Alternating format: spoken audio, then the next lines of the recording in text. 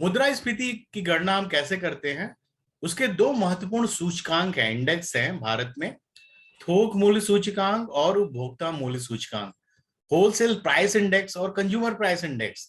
आइए देखते हैं क्या है। भारत अपनी मुद्रास्फीति की गणना दो मूल्य सूचकों के आधार पर करता है। पहला है थोक मूल्य सूचकांक और दूसरा है उपभोक्ता मूल्य सूचकांक। थोक मूल्य सूचकांक क्या है? ये थोक व्यवसायों द्वारा अन्य व्यवसायों को बेची जाने वाली वस्तुओं की कीमतों में बदलाव को मापता है। अब आप मान लीजिए कि अगर हम कोई चीज थोक में खरीदते हैं या कोई चीज रिटेल में खरीदते हैं, दोनों में अंतर आ जाता है। थोक में मान लीजिए कोई दाल का व्यवसायी अगर दाल को खरीदेगा तो कितना, 200 ग्राम, 200 किलोग्राम, 300 किलोग्राम या 500 किलोग्राम दाल खरीदेगा, उसका जो बास्केट होगा बहुत डिफरेंट होगा। और अगर कंज्यूमर, आम उपभोक्ता, हम और आप अगर खरीदेंगे तो हमारे बास्केट में कितना, 500 ग्राम या 1 किलो या मैक्सिमम 2 किलो दाल आएगा, उससे ज्यादा तो नहीं आएगा ना, एक महीने के खर्च के लिए, अगर न्यूक्लियर फैमिली है तो थोक मूल्य सूचकांक क्या है? थोक व्यवसायों द्वारा अन्य व्यवसायों को बेची जाने वाली वस्तुओं की कीमतों में बदलाव को मापता है। और इसे किसके द्वारा प्रकाशित किया जाता है? Ministry of commerce and industry के आर्थिक सलाहकार के कार्यालय द्वारा प्रकाशित किया जाता है, यानी कि ऑफिस ऑफ इकोनॉमिक एडवाइजर के कार्यालय द्वारा इसको प्रकाशित किया जाता है, थोक मूल्य सूचकांक।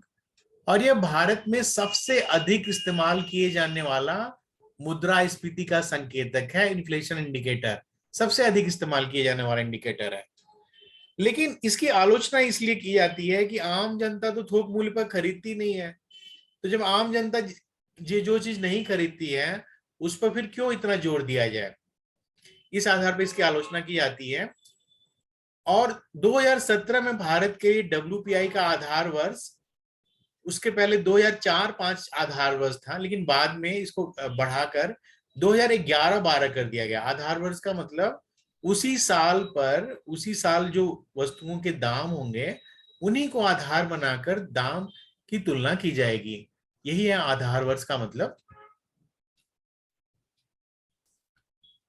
और उपभोक्ता सूचकांक जो है, खुदरा खरीदार के दृष्टिकोण से मूल्य क्या है? उपभोक्ता मूल्य सूचकांक, CPI, कंज्यूमर प्राइस इंडेक्स। तो ये हम लोगों के लिए है, हम और आप जो कि कंज्यूमर्स हैं, और हमारा बास्केट डिफरेंट होता है, हमारी जो जरूरत की चीजें वो डिफरेंट होती हैं। यह खुदरा खरीदार के दृष्टिकोण से मूल्य में हुए परिवर्तन को नापता है। हम खुदरा खरीदार हैं, हम रिटेल के रूप में चीजों को खरीदते हैं। और इसे जारी कौन करता है? NSO, नेशनल स्टैटिस्टिकल ऑफिस, उसको जारी करता है। और ये जो उपभोक्ता मूल्य सूचकांक होता है, ये वस्तुओं और सेवाओं जैसे भोजन, चिकित्सा देखभाल, शिक्षा, इलेक्ट्रॉनिक्स, इसकी कीमत में अंतर की गणना करते हैं। और हम जो उपभोक्ता हैं, हमें इन्हीं चीजों से तो मतलब है, हमें भोजन से मतलब है, हम अपने हेल्थ केयर के लिए डॉक्टर्स के पास जाते हैं, एजुकेशन हमारे लिए इम्पोर्टेंट है, इलेक्ट्रॉनिक आइटम्स हमारे लिए इम्पोर्टेंट हैं, छोटे छोटे जो गैजेट्स हैं, तो ये उनकी कीमत में अंतर की गणना करता है। इसमें कई उप समूह बनाए गए हैं, जैसे खाद्य और पेय पदार्थों का एक समूह है, ईंधन का, प्रकाश का, आवास और कपड़ों का, बिस्तर और जूतों का, इस तरह के खाद्य समूह बनाए गए हैं उपभोक्ता मूल्य सूचकांक में। उपभोक्ता मूल्य सूचकांक के 4 प्रकार हैं, ये 4 प्रकार आप ध्यान से नोट करिएगा कि 4 प्रकार कौन कौन से हैं उपभोक्ता मूल्य सूचकांक के। पहला है औद्योगिक श्रमिकों के लिए CPI। पहला है औद्योगिक श्रमिकों के लिए CPI, जो औद्योगिक श्रमिक हैं, इंडस्ट्रियल वर्कर्स हैं, उनका उपभोक्ता मूल्य सूचकांक। दूसरा कौन है? कृषि मजदूर, ये दूसरे तरह के उपभोक्ता हैं, उनका एक CPI बनाया गया है, उनका कंज्यूमर प्राइस इंडेक्स बनाया गया है। और तीसरा क्या है? ग्रामीण जो मजदूर हैं, गांव में जो मजदूर हैं, उनके जो बास्केट है, उनकी जरूरत की चीजें हैं, उसके आधार पर एक CPI बनाया गया है। और चौथा क्या है? गांव शहरों दोनों का कंबाइंड मिलाकर एक CPI बनाया गया है। 4 हैं। इंडस्ट्रियल वर्कर्स के लिए सीपीआई है, एग्रीकल्चर लेबरर के लिए सीपीआई है, ग्रामीण मजदूरों के लिए सीपीआई है, और गांव शहरों शहरों को मिलाकर एक सीपीआई बनाया गया है, एक कंज्यूमर प्राइस इंडेक्स बनाया गया है। तो इन चारों में से कौन सी संस्था किसको जारी करती है? ये भी आपकी परीक्षा में कई बार वन लाइनर क्वेश्चन आते हैं। जो प्रथम तीन के आंकड़े हैं, प्रथम तीन के आंकड़े का मतलब इंडस्ट्रियल वर्कर्स, एग्रीकल्चर वर्कर्स और जो रूरल लेबरर्स हैं, उनके जो सीपीआई हैं उनको कौन संकलित करता है? श्रम ब्यूरो द्वारा संकलित किए जाते हैं, श्रम ब्यूरो द्वारा संकलित किए जाते हैं।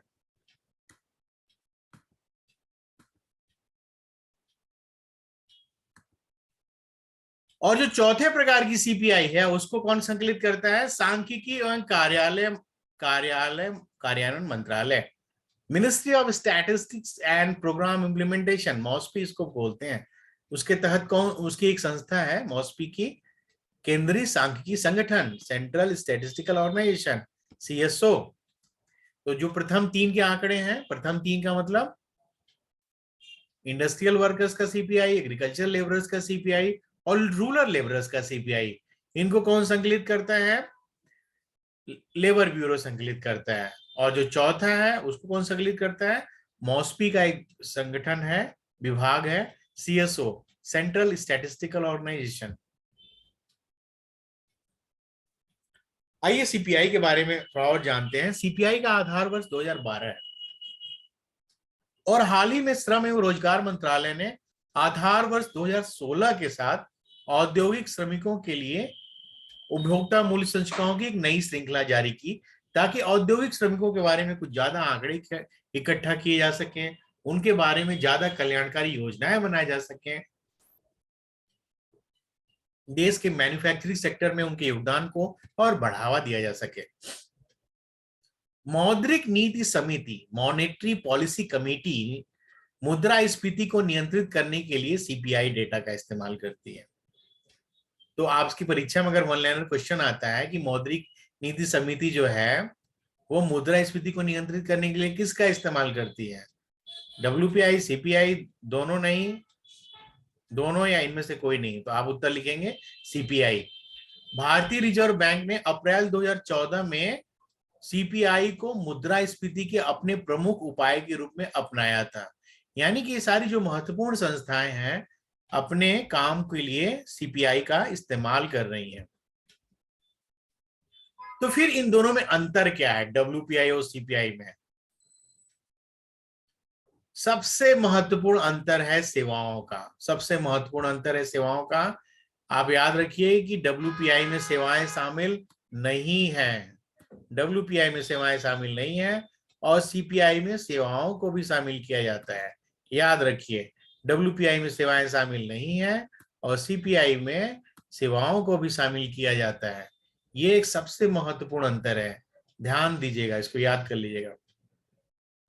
डब्ल्यूपीआई में मैन्युफैक्चरिंग सेक्टर की वस्तुओं को अधिक वेटेज दिया जाता है, अधिक प्राथमिकता दी जाती है, अधिक भार दिया जाता है, जबकि सीपीआई में फूड आइटम्स को अधिक वेटेज दिया जाता है। जैसे मान लीजिए आप कोई बास्केट बनाएंगे ना, तो हर बास्केट में किस वस्तु का कितना परसेंटेज रखें, हम कितना चावल खाएं, कितना दाल खाएं, कितनी रोटी खाएं, कितने कपड़े खाएं, सबका अपना अलग अलग वेटेज होगा ना।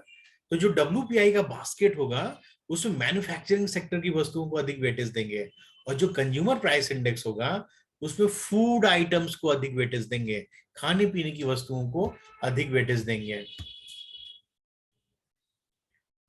डब्ल्यूपीआई उत्पादक स्तर पर मुद्रास्फीति को ट्रैक करता है, मतलब मुद्रास्फीति का मापन करने के लिए उत्पादक स्तर को अपनाता है डब्ल्यूपीआई।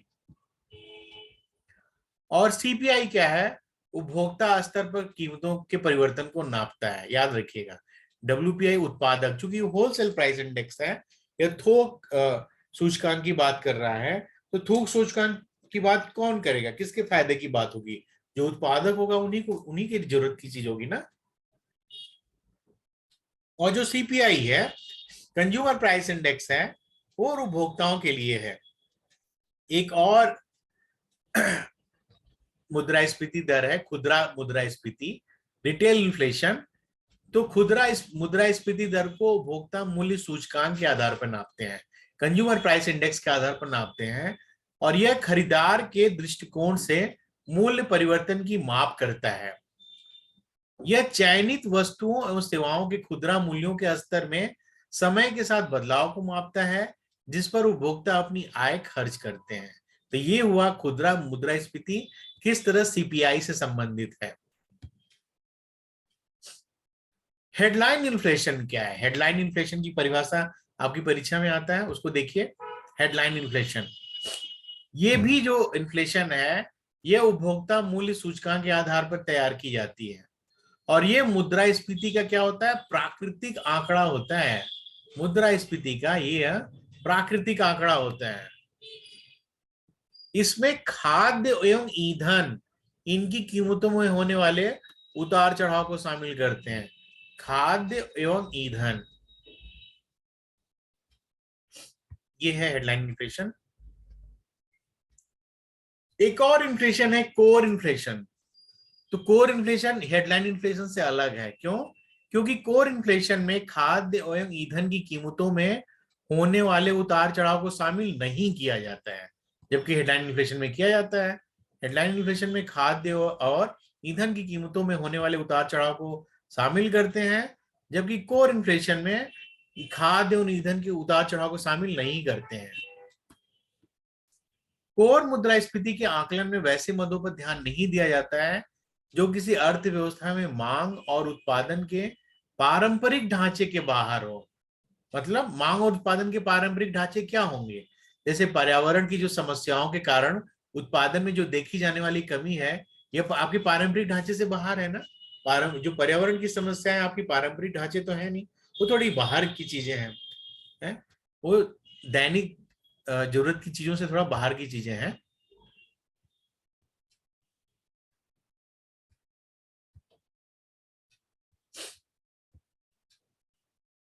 कोर इन्फ्लेशन फिर कैसे निकालते हैं? हेडलाइन इन्फ्लेशन में खाद्य और ईंधन मुद्रास्फीति घटा देते हैं, तो ये कोर मुद्रास्फीति हो गई।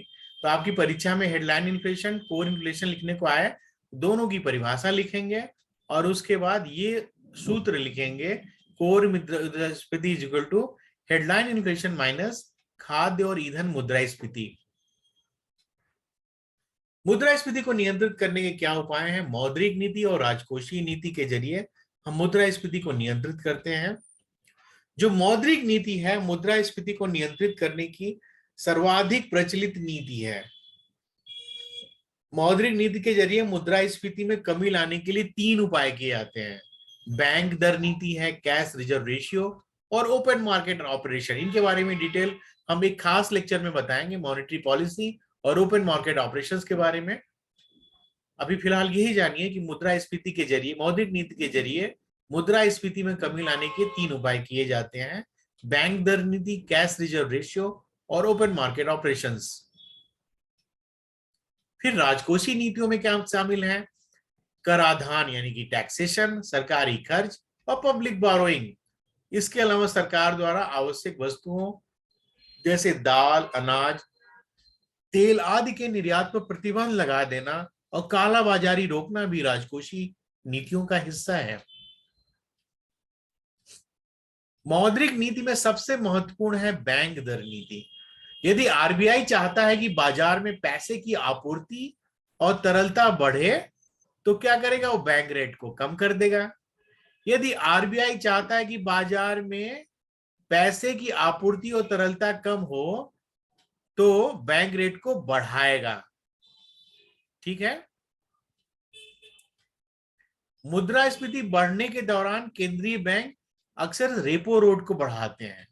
अब मुद्रास्फीति कम होने के दौरान आरबीआई रेपो रेट कम कर देता है।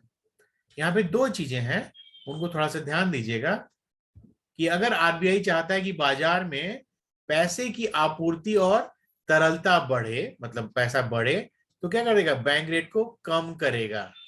लेकिन अगर चाहता है कि अगर आपूर्ति और तरलता कम हो, क्या करेगा? बैंक रेट को बढ़ाएगा।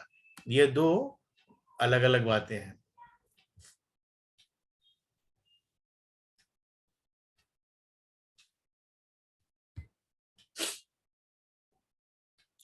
मुद्रास्फीति रोकने के प्रशासनिक उपाय क्या हैं, सरकारें क्या क्या करती हैं, ये 5 बिंदुओं पर मैंने लिखा है, इनको थोड़ा ध्यान से सुन लीजिएगा।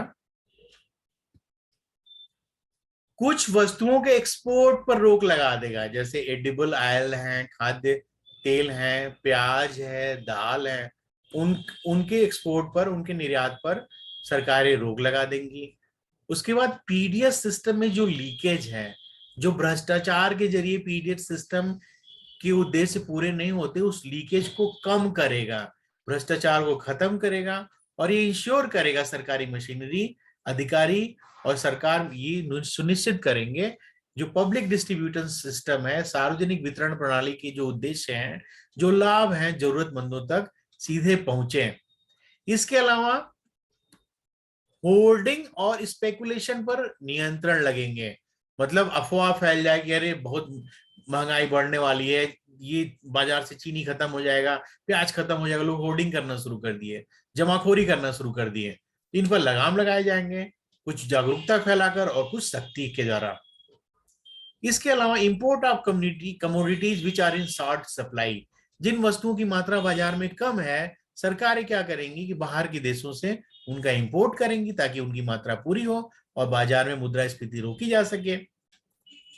और फिर क्या करेंगी, imposing temporary ban on trading in future, कुछ वस्तुओं की ट्रेडिंग पर कुछ समय के लिए रोक लगा देंगे, कुछ समय के लिए, लॉन्ग टर्म में नहीं, शॉर्ट टर्म के लिए, ताकि जो अनावश्यक जो दबाव पड़ रहा है उपभोक्ताओं पर, उपभोक्ता एक पैनिक सिचुएशन में है, वो चीजें खत्म हो। तो ये हुआ मुद्रास्फीति के कुछ और महत्वपूर्ण बातें हैं जो हमने इस लेक्चर में डिस्कस किया है।